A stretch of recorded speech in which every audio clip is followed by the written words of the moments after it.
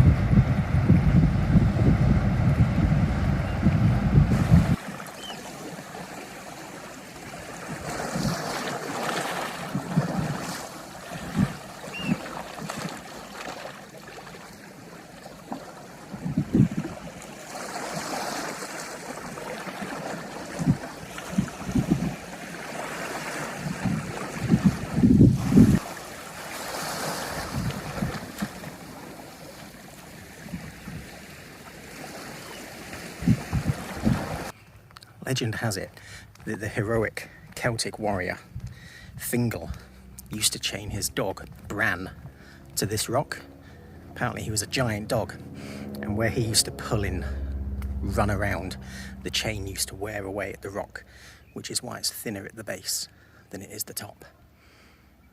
Apparently you can still hear his ghostly howls.